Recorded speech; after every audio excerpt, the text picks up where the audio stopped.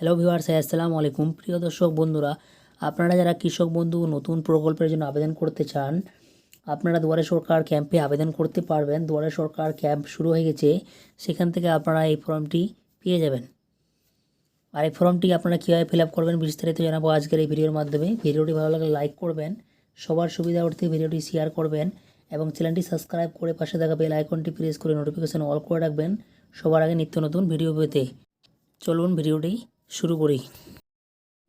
সবার প্রথমে এখানে লেখা রয়েছে আবেদনপত্র নম্বর অফিস ব্যবহারের জন্য, এটি আপনাদের ফিল আপ করতে হবে। তারপরে এখানে নিচে আরেকটি ছক দেওয়া রয়েছে, এখানে আপনারা এক কপি কালার পাসপোর্ট সাইজের ছবি অ্যাটাচ করে দেবেন, জানাই ফর্মটি ফিল আপ করা হচ্ছে।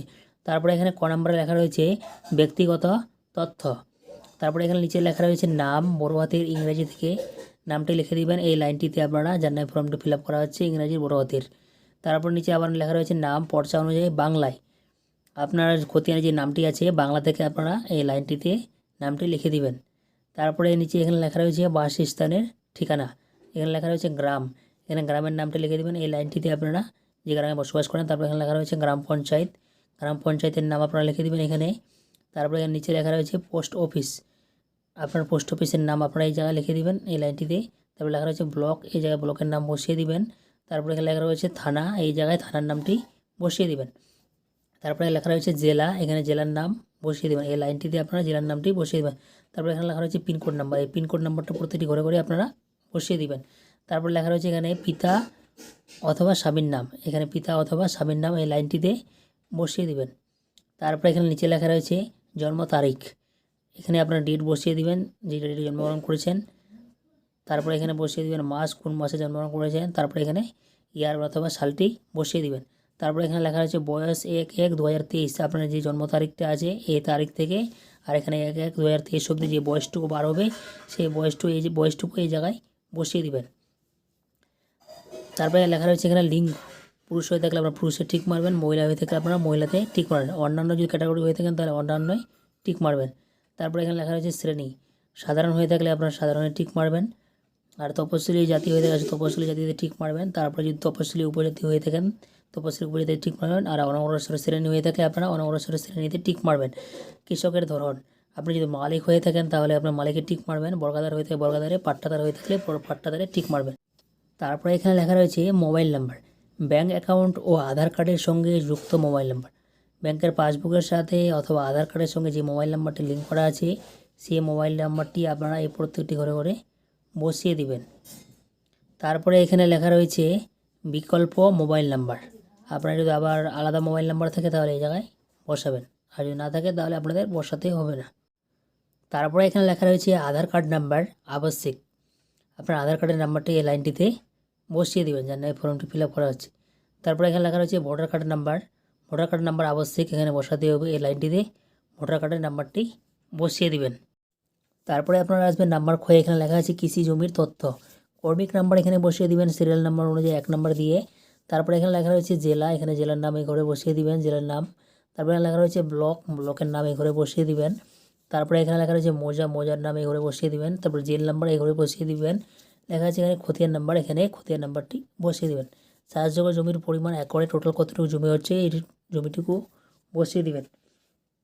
তো বেশি জমি হয়ে থাকে তারপরে কর্মিক নাম্বার 2 দিয়ে আবার এখানে জেলা, ব্লকের নাম, মৌজার নাম এ করে জেল নাম্বার, খতিয়ান নাম্বার আর জমি কতটুকু বসিয়ে দেবেন। তারপর কর্মিক নাম্বার আবার 3 দিয়ে জেলা, ব্লকের নাম, মৌজার নাম, জেল নাম্বার, খতিয়ান নাম্বার আর জমির পরিমাণ কতটুকু, আর মোট চাষযোগ্য জমির পরিমাণ একরে টোটাল কতটুকু জমি এখানে টোটাল করে বসিয়ে দিবেন।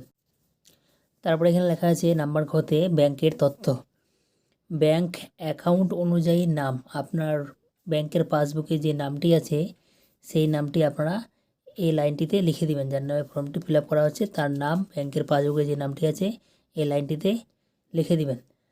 তারপরে এখানে লেখা আছে অ্যাকাউন্ট নাম্বার, ব্যাংকের অ্যাকাউন্ট নাম্বারটি আপনারা লিখে দিবেন ব্যাংকের পাসবুকটি দেখে দেখে। তারপরে এখানে IFSC কোড নাম্বারটি এই লাইনটিতে বসিয়ে দেবেন। তারপরে ব্যাংকের নাম, এই ব্যাংকের নাম এই লাইনে আপনারা বসিয়ে দিবেন। তারপরে এখানে লেখা আছে ব্রাঞ্চের নাম, এই লাইনটিতে আপনারা ব্যাংকের ব্রাঞ্চটি যেখানে আছে সেই জায়গার নামটি আপনারা এই জায়গায় বসিয়ে দেবেন। তারপরে এখানে লেখা আছে অ্যাকাউন্টের ধরন, আপনার সেভিং হয়ে থাকলে সেভিং টিক মারবেন, কারেন্ট অ্যাকাউন্ট হয়ে থাকলে কারেন্টে টিক মারবেন। তারপরে ব্যাংকের সংযুক্ত নথি, এই জায়গায় আপনারা টিক মেরে দেবেন। টিক মারার পরে আপনারা আসবেন নাম্বার ঘরে লেখা আছে নমিনি, নমিনির নামটি আপনারা এই লাইনে লিখে দেবেন। কাকে নমিনি রাখতে চান তার নাম এখানে লিখে দেবেন। তারপরে এখানে লেখা রয়েছে আবেদনকারীর সাথে সম্পর্ক, আবেদনকারীর সাথে সম্পর্কে কী লাগবে সেটা আপনারা এই লাইনে লিখে দেবেন। নমিনির পিতা অথবা স্বামীর নাম এই জায়গায় লিখে দেবেন এই লাইনে। তারপরে এখানে নমিনির জন্ম তারিখ, এখানে ডেট বসিয়ে দিবেন, এখানে মাস কোন মাসে জন্মগ্রহণ করেছি সেই মাসটি, আর এখানে সালটি বসিয়ে দিবেন। তারপরে লেখা রয়েছে বয়স, বয়স কতটুকু হচ্ছে সেই বয়সটুকু বসিয়ে দিবেন।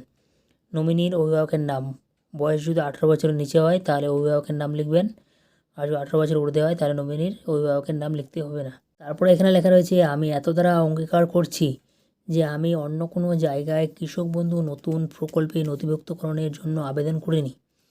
তারপরে এখানে আপনি লিখে দিবেন এই লাইনটিতে যার কাছ থেকে আপনি জমিটি নিয়েছেন বা আগে যার জমি ছিল তার নাম আপনারা এই লাইনটিতে লিখে দিবেন।